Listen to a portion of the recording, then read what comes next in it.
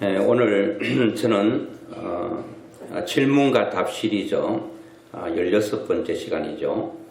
선한 영향력에 대해서 말씀을 우리가 함께 나누고 있습니다. 선한 영향력을 끼치고 있는가? 사람은 영향력을 끼치는 사람들이 있습니다. 어떤 사람은 선한 영향력을 끼치고 어떤 사람은 악한 영향력을 끼치는 사람이 있죠. 오늘은 선한 영향력을 끼쳤던 사람 중에 이 다윗을 한번 생각하면서 다윗은 어떤 선한 영향력을 끼치면서 살았는가에 대한 말씀을 보면서 우리 또한 다윗처럼 이렇게 선한 영향력을 끼치는 사람이 되어야 될 줄로 믿습니다.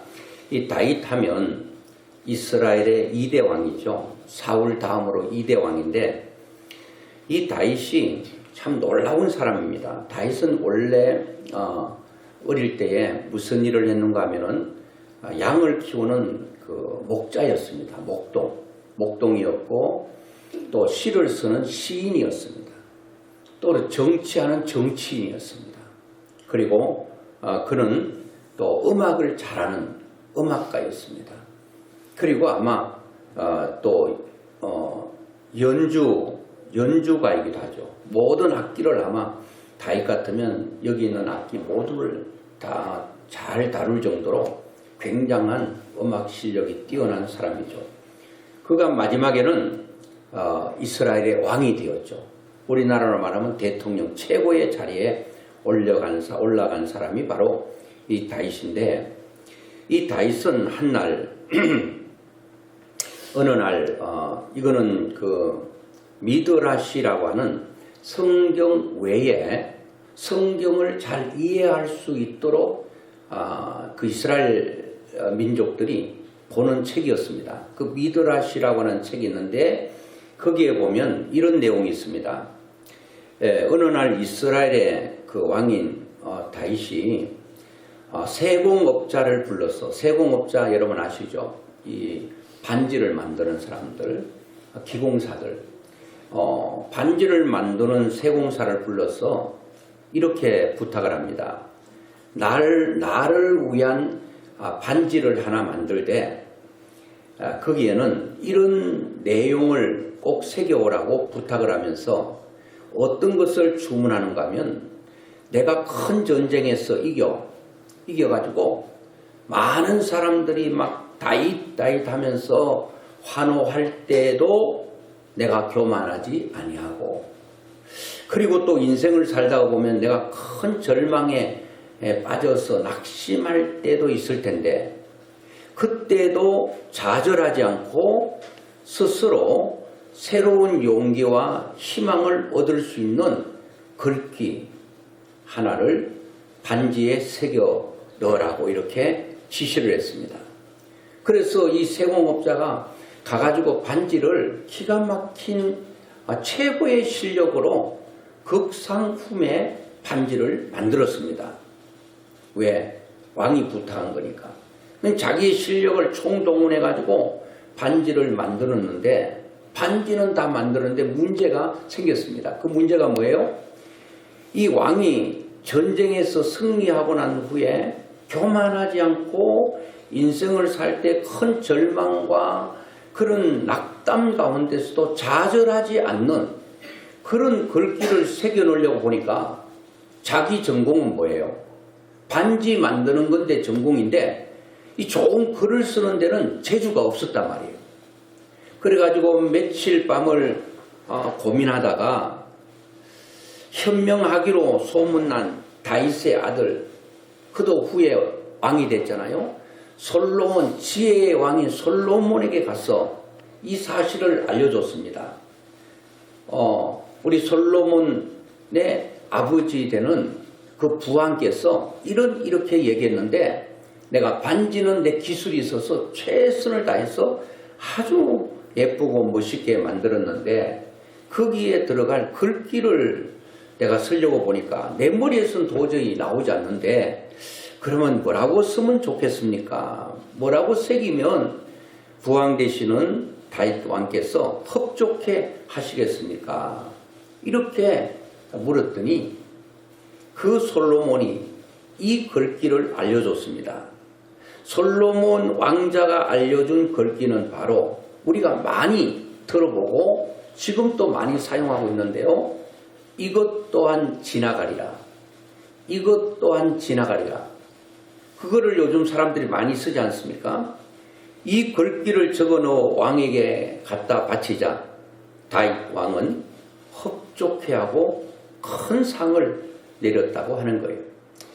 여러분 그렇습니다. 다윗 왕은 전쟁터에서 거의 백전백승을 했습니다. 어떻게 전쟁은 이기고 지는 게 전쟁인데 어떻게 전쟁할 때마다 이기냐 말이에요. 여러분들이 사업할 때마다 사업이 성공한 사람 많지 않아요. 사업은 성공하기도 하고 실패하기도 하고 또 공부하는 사람도 잘 될 때가 있고 안 될 때가 있는데 어떻게 날마다 형통하고 날마다 싸우면 이기고 날마다 사업하면 성공하는 그런 것이 세상에 어디 있겠습니까? 그런데 다윗은 전쟁터에 나가면 거의 100번 전쟁하면 100번 다 이기는 전쟁을 했습니다. 그것은 어떻게 해서 그렇게 된 것인가에 대한 것은 제가 오늘 말씀을 드리려고 하는데요.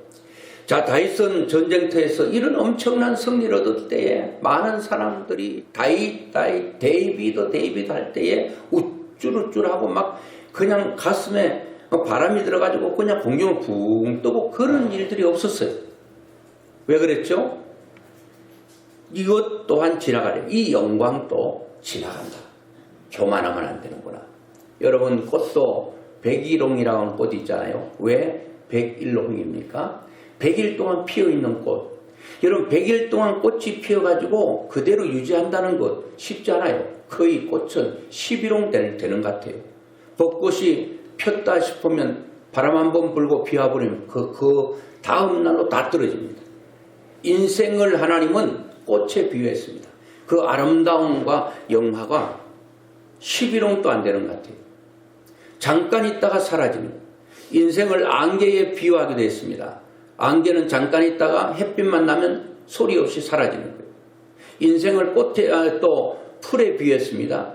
지금 이제 봄이 돼가지고 그 땅을 뚫고 모든 풀들이 파릇파릇 올라오는데 이게 2년이 갑니까? 3년이 갑니까? 또 가을이 되면 이슬이 내리면 또 풀이 죽어서 잎은 떨어지고 그 모든 풀은 사라집니다. 이것을 인생이라고 표현하고 있거든요. 근데 다윗은 그런 많은 승리를 얻었는데도 불구하고 교만하지 않아요. 그 반지에 새긴 글을 보면서 이것 또한 지나가리라. 이 영광도 영원하지 않을 것. 교만하고 그리고 자기를 높이다가 뚝 떨어져서 망하는 일들을 가져서는 안 되겠다. 그걸 보면서 자기를 계속 다스리는 거예요. 또 다윗이라고 왜 마음의 슬픔과 아픔과 눈물과 고독과 외로움이 없었겠습니까? 그럴 때마다 이 외로움도 이 고독도 이 눈물도 어떻게 된다고요?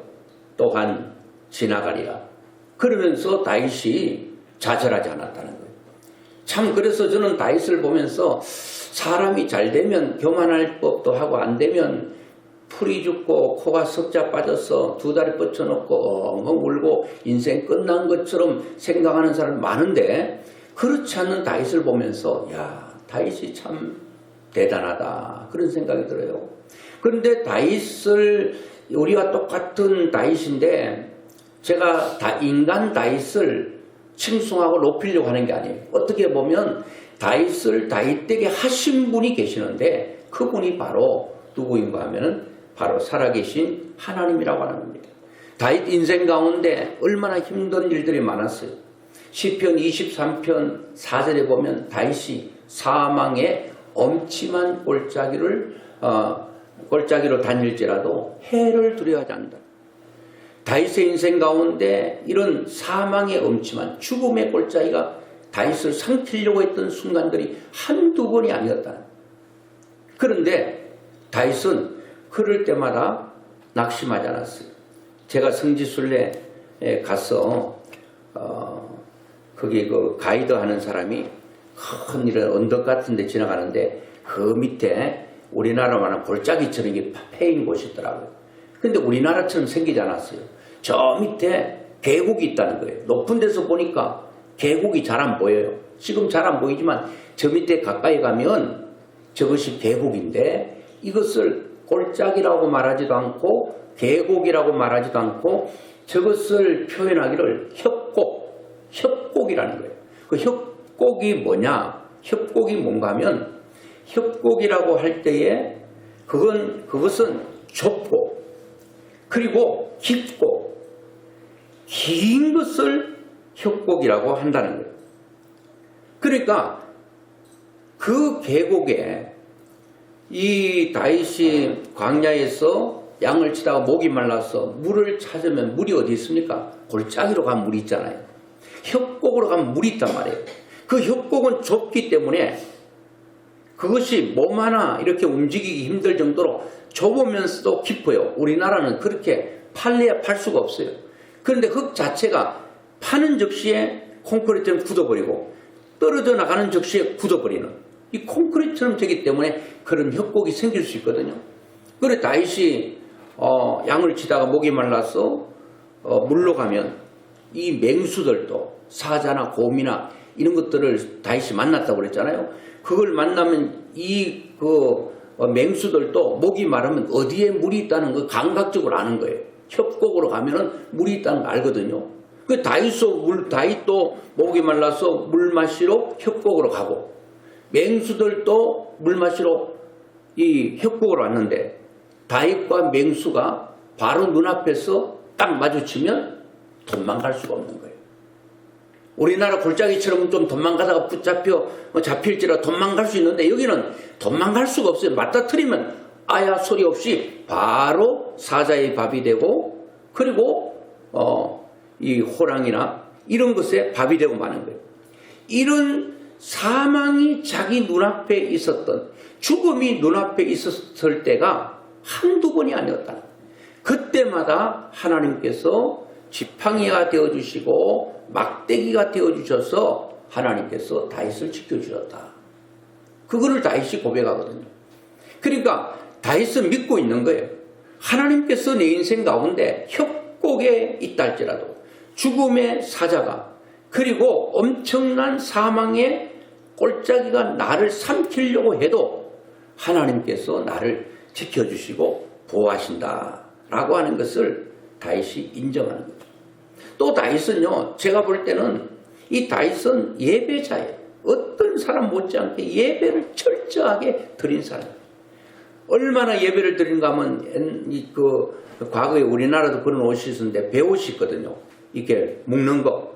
그러니까 배옷을 입고 막 찬양하고 춤추고 있다 보니까 이 옷이 내려가는 것도 알지 못할 정도로 그렇게 집중해서 하나님 앞에 예배 드렸던 사람이 다윗입니다. 우리도 하나님 앞에 예배 드릴 때 바지가 흘러내리는 것도 모를 정도로 아주 집중해서 예배드리는 예배자가 될 때에 우리는 승리자가 될 수 있습니다.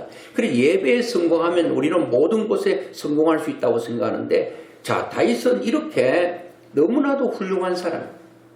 그리고 다윗은 어떻게 보면 믿음이 어떤 사람보다도 많은 사람인데 제가 다윗이 언제부터 선한 영향력을 끼치게 된가 하면 바로 사무엘상 17장에 보면 다윗과 골리앗, 우리가 다윗과 골리앗 할 때에 어떤 힘 있는 자와 약한 자가 싸우는 것을 볼 때에 비유할 때에 저 싸움은 골리앗과 다윗의 싸움이구나 그러잖아요. 어떤 노조하고 또 어떤 기업, 큰 기업하고 싸울 때에 저 사람은 골리앗과 다윗과의 싸움이다. 그러니까 게임이 안 되는 걸 말하는 것입니다. 그런데 실제로 이 사무엘상 17장에 보면 골리앗이라고 하는 블레셋 사람, 이스라엘 백성들, 하나님의 사람들에게 고통과 두려움을 안기는 사람이 있는데 그 사람의 이름이 가드 사람 골리앗이라는 사람이에요. 이 골리앗은요 다른 사람보다도 얼마나 더 큰지 몰라요. 기골이 장대하고요. 이건 뭐냐 한번 그 엄청난 사람이 이 블레셋 사람들은 이쪽 산 그리고 이스라엘 백성들은 저쪽 산에 마주보고 있는데 이 골리앗이 엄청난 키와 그리고 갑옷과 그리고 창과 또 목소리는 얼마나 큰지 막 한 번씩 소리 이런 막 산천이 떠나가는 것처럼 막 쩌렁쩌렁 울리니까 이스라엘 백성들과 군인들과 왕까지 블레셋 장수 골리앗이 나오면 골리앗의 소리만 들어도 모두가 기가 죽었어. 아이고 그런만 나살리라 하면서 그냥 계곡으로 나무 뒤로 어디로 숨는 그런 지경이 있거든요. 그런데 이러한 상태에 있었는데 자 오늘 성경 사무엘상 17장 11절에 보니까 사울은 그 당시 왕입니다. 사울과 온 이스라엘이 블레셋 사람, 이 블레셋은 특별히 누구를 말하는 건 골리앗입니다. 블레셋 사람의 이 말을 듣고 놀라 크게 두려워하니라. 무슨 말요? 야야 나하고 싸울 사람 있으면 나와봐. 나하고 1대1로 싸워서 내가 지면 너희들이 종이 되고 또 너희들이 나한테 지면 너희들이 다 우리의 종이 된다. 이렇게 막 소리를 지르고 엄포를 놓고 하니까 사람들이 왕도 두려워하고 이스라엘 백성들도 두려워하고 전쟁에 나간 군인들도 두려워하고 누구 말을 들을 때? 블레셋 장수 골리앗의 말을 들을 때 두려워하는 거예요. 여러분 우리 인생에 두려움만 없어도 살만할 것 같지 않아요? 사람은 두려워하고 있어요. 지금은 건강한데 아이고 내일 아니면 좀 더 나이 먹고 내 몸이 건강이 이렇게 되면 어떡할까? 두려움. 아이고 사람은 어차피 죽는 건데 아이고 또 죽으면 어떡하지? 아 또 뭐 이런저런 이유로 사람은 우리를 두렵게 하는 존재가 있다는 거예요.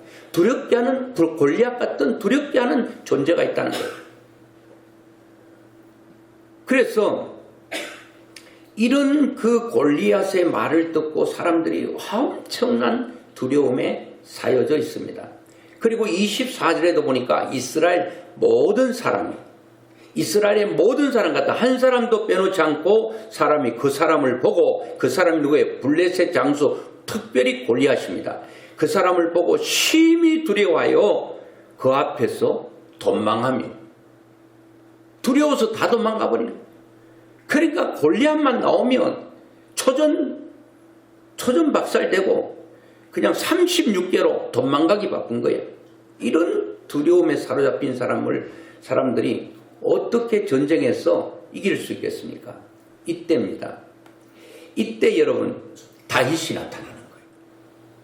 그러니까 왕도 두려워하고 군인들도 두려워하고 이스라엘 백성 다 두려워하는데 한 사람 누구예요? 다윗이 골리앗 앞에 나가는 겁니다. 그 말은 이 다윗은 다른 사람들이 두려워하는 그런 두려움이 물론 있었겠지만 그래도 두려움이 있지만 그 두려움이 있어도 뭐로 나가는 거예요?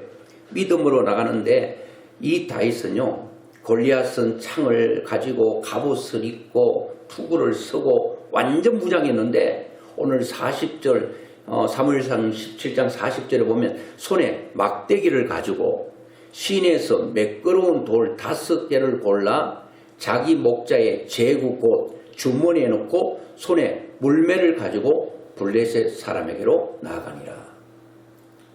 이게 바로 골리앗과 다윗의 싸움입니다. 여러분 이거 들어도 좀 우습지 않습니까? 이거 지금 말이 안 되는 전쟁이에요. 돌 5개 주머니 넣고요 딸랑딸랑 하면서 지금 막대기 하나 양치던 그 막대기 하나 끌고 지금 거대한 골리앗 앞에 나아간다는 거예요. 그 블레셋 사람이 둘러보다가 다윗을 보고 업신여기니 아이고 가짠다. 하여튼 업신여겼다는 거예요. 아주 허접하게 봐버렸다는 거예요. 이는 그가 젊고 붉고 용모가 아름다움이라. 다윗은 좀 이렇게 남성다운 것보다는 좀 아름다움이라고 한 거 볼 때에 여성스러움이 있었던 것 같아요. 자, 블레셋 사람이 일어나 다윗에게로 마주 가까이 올 때에 다윗이 블레셋 사람을 향하여 빨리 달리며 다른 사람들은 빨리 도망가기 바쁜데 다윗은 빨리 누구에로 간 거예요? 골리앗으로 가는 거예요. 다른 사람들은 골리앗을 보면 빨리 골리앗과 멀어지기 위해 도망가는데 이 다윗은 빨리 누구에로 가까이 갑니까? 골리앗. 자기의 이스라엘 백성들의 적인 대적인 이 사람 앞으로 빨리 지금 가고 있는 것이에요. 왜 빨리 가는가 하면은 빨리 가면서 손에 주머니에 넣은 돌을 가지고 물매로 이렇게 돌 끝에 이렇게 해가지고 돌리는 거 아시죠? 딱 돌려가지고 빙글빙글 탁 때렸는데 어쩌면 골리앗이 모든 것 다 있고 그리고 다 막았는데 그 돌이 어디에 박힌 거면 요 미간에 딱 박힌데 그 큰 골리앗이 펑 하고 넘어진 거예요.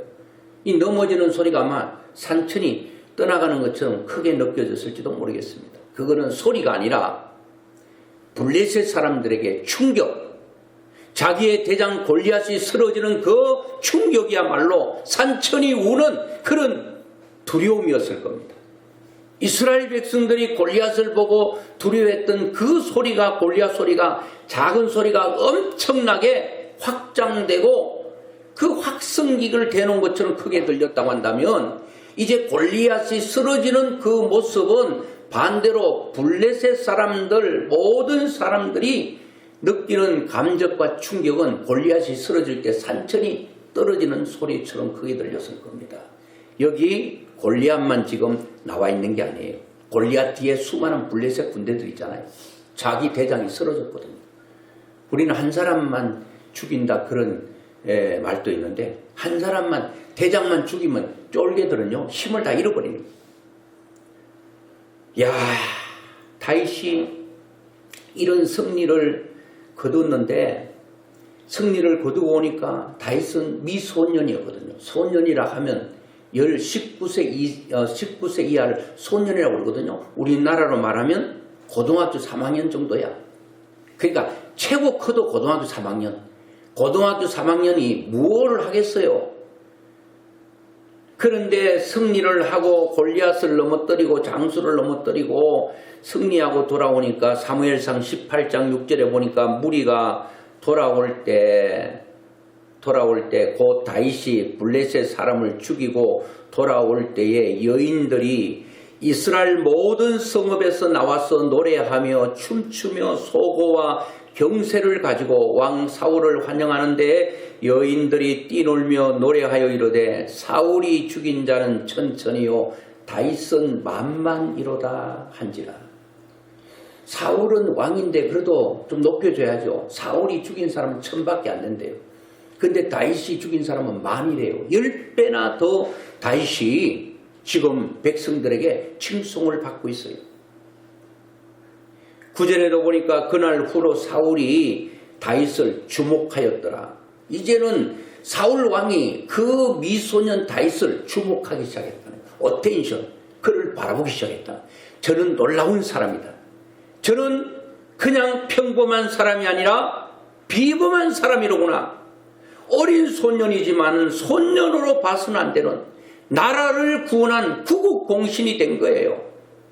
그때부터 다윗의 선한 영향력은 이제 일어나기 시작합니다.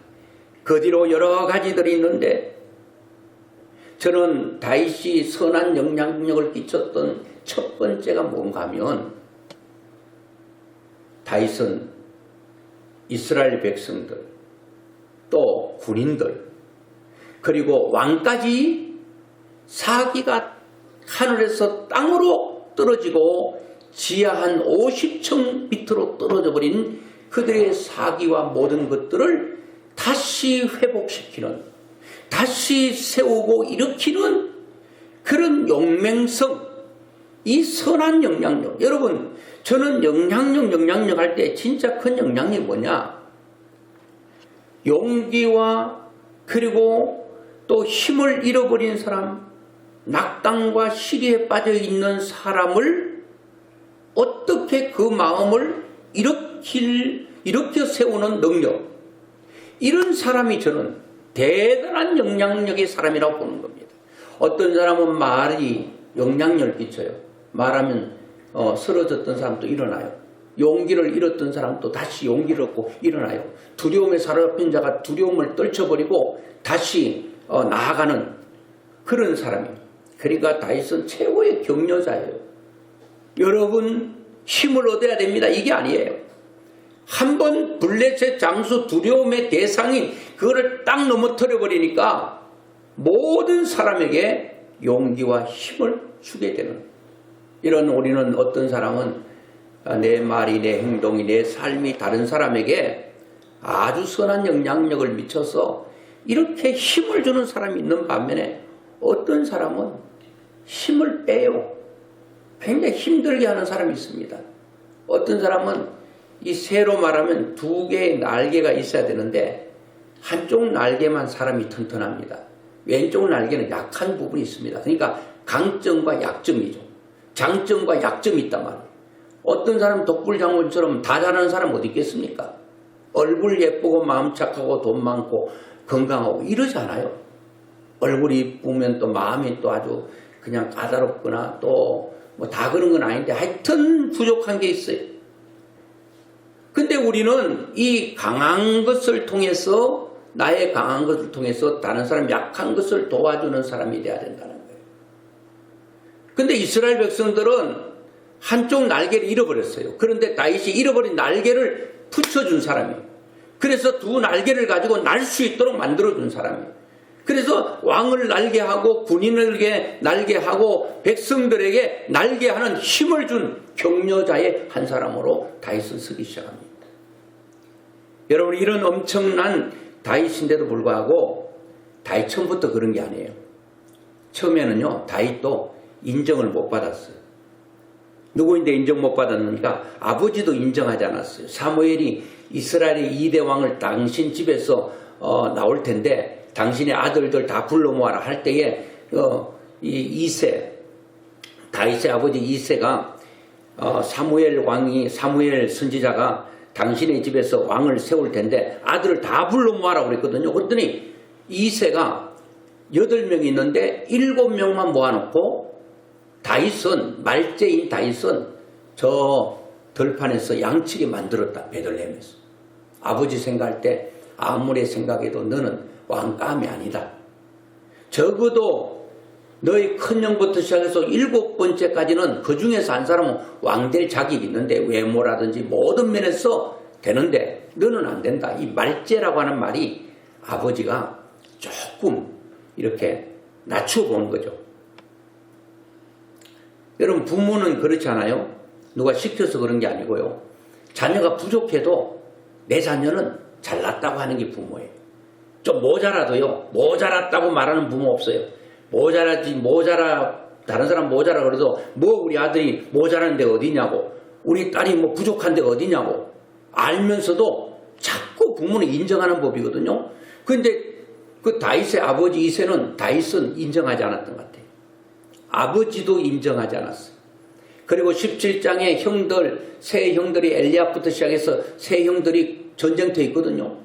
그리고 골리앗 앞에 자기 막내 동생이 와서 골리앗을 때려잡는다고 그러니까 야 이 교만된 놈아 네가 뭐 한다고 여기서 지금 짝대기 들고 와가지고 우리도 못하는 네가 하려고 하느냐.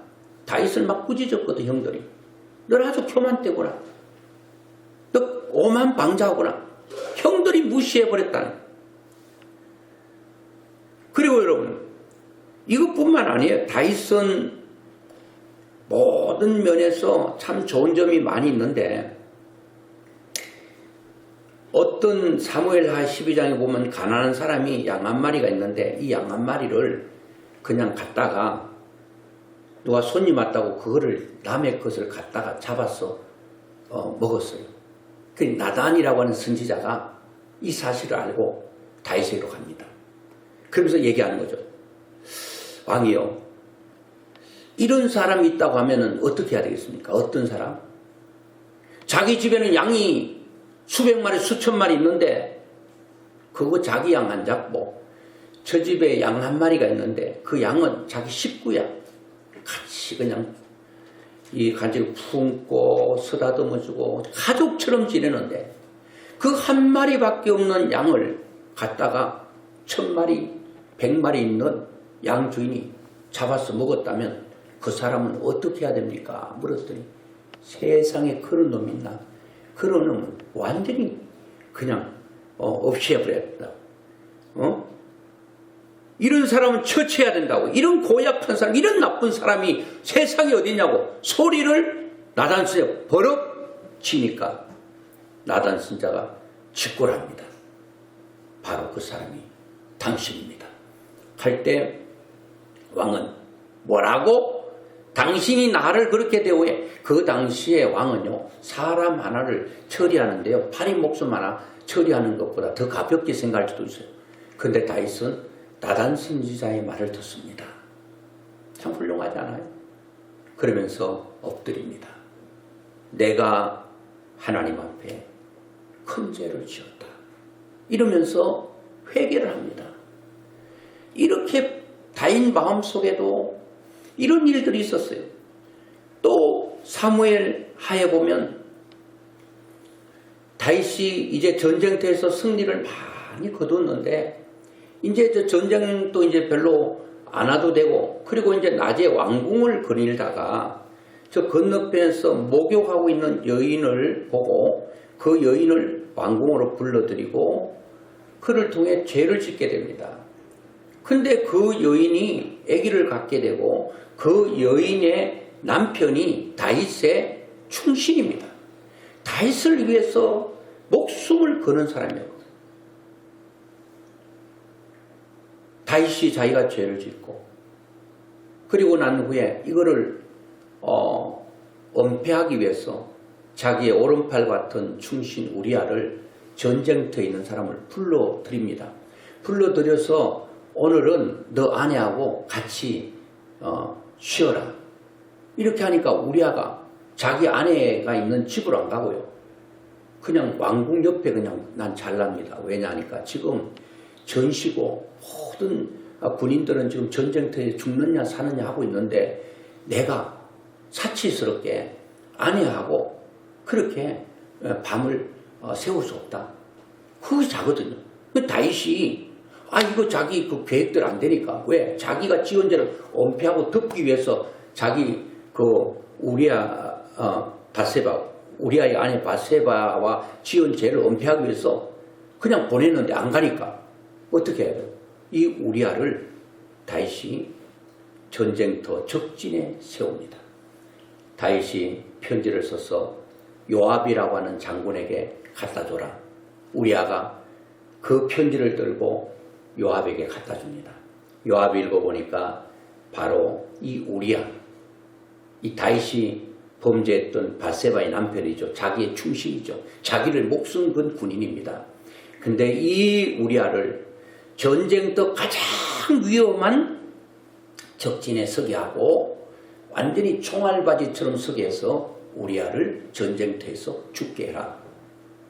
우리아는 자기를 죽이라고 하는 그 서신을 가지고 들고 간 거예요. 죽음의 서신을 들고 간 거예요. 그래서 우리아가 전쟁터에서 전사를 하게 됩니다. 자, 이런 허물과 그리고 잘못이 다윗에게 있습니다. 그럼에도 불구하고 하나님께서 다윗을 오늘 본문에 패하시고 누구를 패해요? 이스라엘의 1대 왕 사울을 패하시고 다윗을 왕으로 세우시고 정언하여 이르시되 내가 이새의 아들 다윗을 만나니 내 마음에 맞는 사람이라. 내 뜻을 다 이루리라. 내 뜻을 다윗을 통해 이루리라. 그렇게 하나님께서 인정하셨어요. 다윗이 이런 엄청난 잘못을 저질렀음에도 불구하고 하나님께서 다윗은 내 마음에 맞는 사람이래요. 사람들의 인정이 아니라 하나님께서 인정하셨다는 거예요. 사람은 속을 들여다볼 수 없어요. 겉으로 막 이렇게 하면 좋은 사람처럼 믿었는데 속은 그 속에 이리가 들어있어 삼킴을 당하는 수가 많잖아요. 하나님은 사람의 겉을 보지 않아요. 사람의 속을 봅니다. 다윗의 속을 보니까 마음이 하나님의 마음 같은 마음이 있어요. 그래서 이 다윗을 보니까 내 마음에 너무 맞는 사람이다. 이 다윗을 통해 내 뜻을 펼치리라 그러셨어요. 그랬는데 저는 오늘 답으로 다윗이 물론 하나님 앞에 죄를 짓고 철저하게 회개했습니다. 시편에 보면 다윗은 자기가 지은 죄 때문에 침상을 눈물로 띄울 만큼 하나님 앞에 통회했습니다. 그러면서 하나님께 매달리듯 간구했습니다. 하나님, 제가 잘못했습니다. 큰 죄를 지었습니다. 하나님의 영이 내 속에서 떠나지 않기를 원합니다. 성령을 내 속에서 거두하지 마십시오. 즉 하나님이 내 죄 때문에 나를 떠나지 말아 주십시오 하면서 다윗이 얼마나 많이 울었는지 모릅니다. 물론 조금 과장 표현도 있지만 눈물로 여러분 자는 요를 띄울 수 있어요? 어떤 사람이 교회가 부흥하려면 강대상을 눈물로 채우라고 하던데, 야, 이 강대상 어떻게 눈물로 채우겠어요? 그래도 뭐 저 구석에서 눈물 한 방울 떨어뜨려서 이렇게 돌아다니면서 눈물을 흘려야 되는데, 그 눈물이 여러분 쉽지 않아요. 다윗은 얼마나 많은 철저한 회개를 했는지 몰라요. 그러면서 하나님께서 다윗을 성경의 어떤 인물도 너는 내 마음에 합한 자라고 표현한 적이 없어요. 너는 내 마음과 같다. 너를 보니 나와 같고 나를 보니 너와 나는 그냥 통하는 사이다. 이야, 이런 표현이 어떻게 있습니까? 저는 여기서 다윗이 부족함에도 불구하고 전쟁터에서 승승장구하고 그 이스라엘 나라의 데이비드 왕하면 최고의 왕이 되었던 그렇게 된 이유가 있는데, 많은 원인들이 있는데 저는 두 가지를 말씀드리려고 합니다. 첫째는 다윗이 하나님을 사랑했습니다. 하나님을 사랑했어요. 시편 18편 1절에 나의 힘이 되신 여호와여 내가 주를 사랑하나이다. 조금 전에 제가 회개도 말씀드렸지만 다윗이 하나님을 너무 사랑했기 때문에 하나님 앞에 이런 철저한 회개를 한 거예요. 하나님과 사랑의 관계가 끊어질까봐 철저한 회개도 하나님을 사랑했기 때문에 그렇습니다. 당신과 나는 상관없는 거라면, 사랑하지 않는 관계라면 그런 관계를, 잘못된 관계를, 구부러진 관계를 펼 필요가 없습니다. 너는 너고 나는 나대로 그냥 너 갈 길 가고 나는 내 갈 길 간다라고 하는 것이, 사랑이 없을 때는 그럴 수 있어요. 그러나 사랑의 관계가 되면 잘못은 철저하게 정리하고 계속 가까워지는 거예요. 다윗은 하나님을 사랑했기 때문에 자기의 잘못을 시인하고 인정하고 그리고 하나님 앞에 가까이 나아가게 된 거예요. 이 하나님을 사랑한다는 것. 또 한 가지는 다윗은요, 늘 하나님 앞에 물었습니다. 묻고 하나님은 물으시면 대답하시거든요. 다윗은 늘 전쟁터에 가기 전에 하나님께 물었어요. 묻고 하나님께서 물음에 대해서 답을 하실 때 그 답을 듣고 뭐 했느냐? 행했습니다. 사람들은 때로는 하나님의 음성이 들려집니다. 감동이 있습니다. 그런데 듣기는 들어도 행하지 않는 사람이 있어요. 10자녀가 있습니다.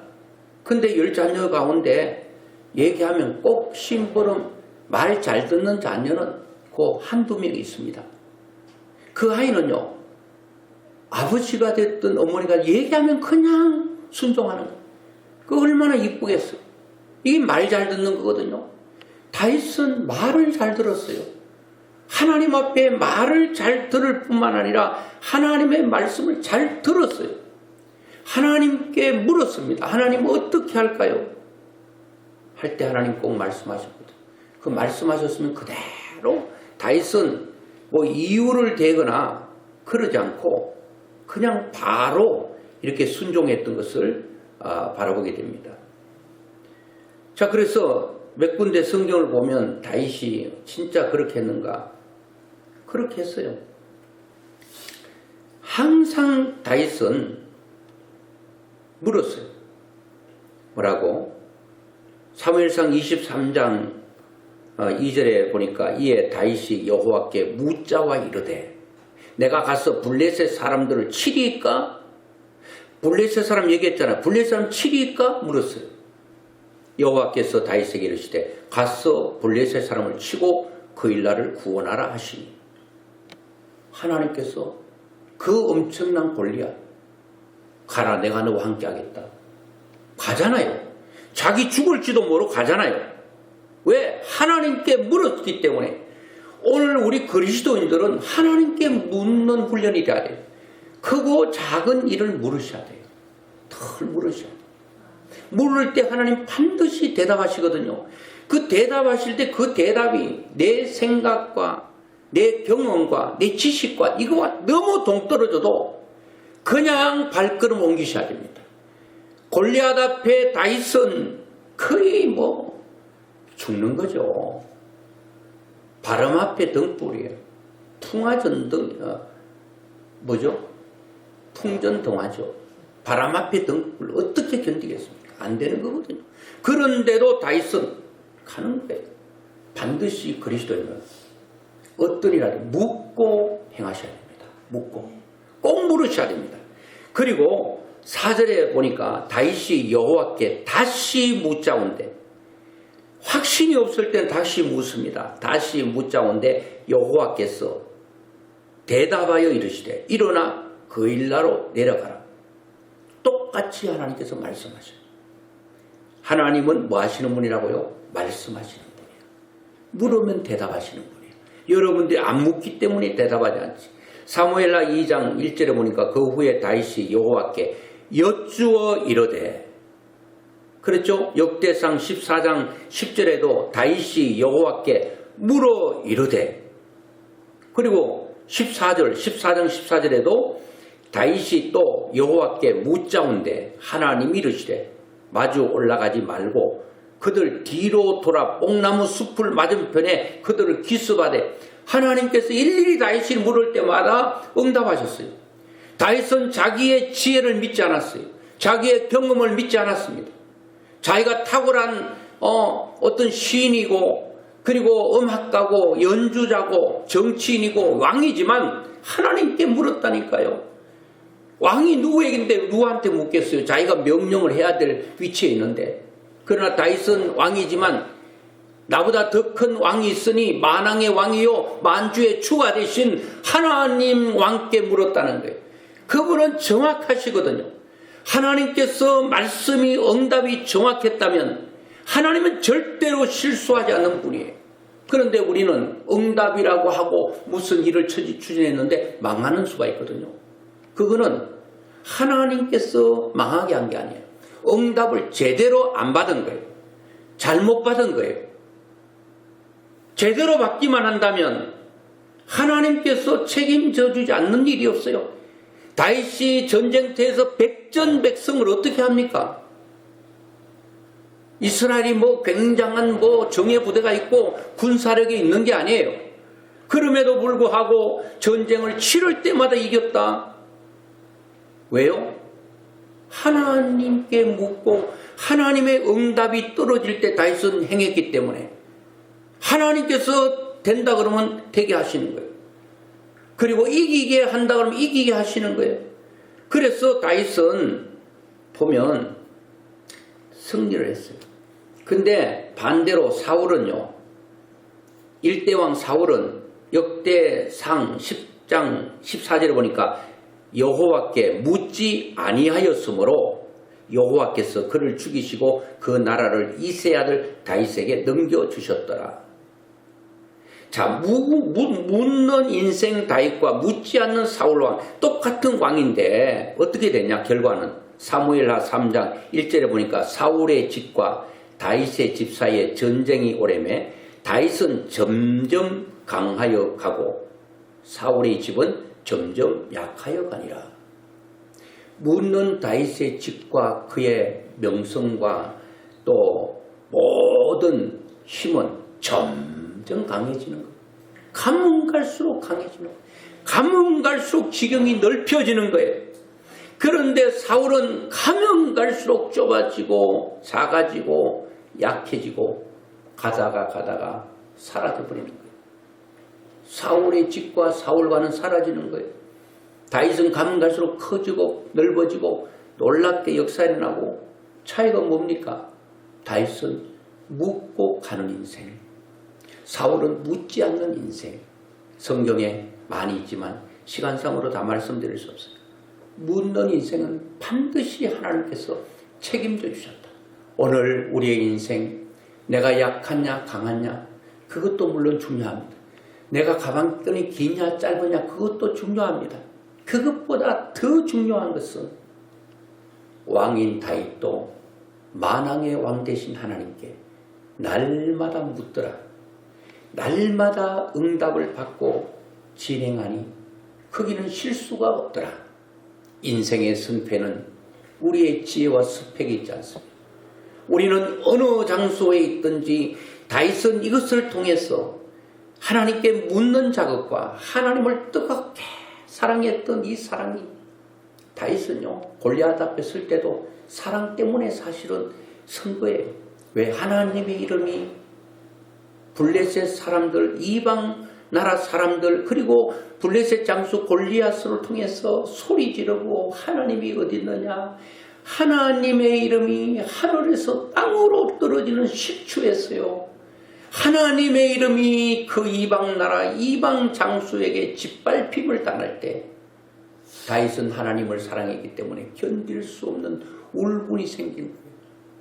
잠언에도 그를 높이라 그가 너를 높이리라. 다윗은 하나님을 사랑해서 하나님을 높였더니 하나님께서 다윗을 높여주신 거예요. 여러분 높아지기를 원하십니까? 여러분의 힘으로 높아지려고 애쓰는 게 아니라 하나님을 높여드리면 하나님이 여러분들의 인생을, 여러분의 자녀를, 우리의 사업을, 우리 하는 모든 일들을 일으켜 주실 거예요. 그리고 하나님께 끊임없이 물어서 이제는 응답 받으면 그대로 행하십시오. 물과 불을 가리지 말고 그런데 문제는 확실한 응답을 받고 움직이셔야 됩니다. 응답할 때까지 엎드리고 그 시간을 기다리고 하나님 앞에 그 응답을 받을 때까지 참고 인내하면서 응답이 오면 바로 지체하지 말고 움직일 때 전쟁터와 같은 우리의 생 가운데 하나님을 여러분들이 손을 들어주시고 여러분은 승리자가 될 줄로 믿습니다.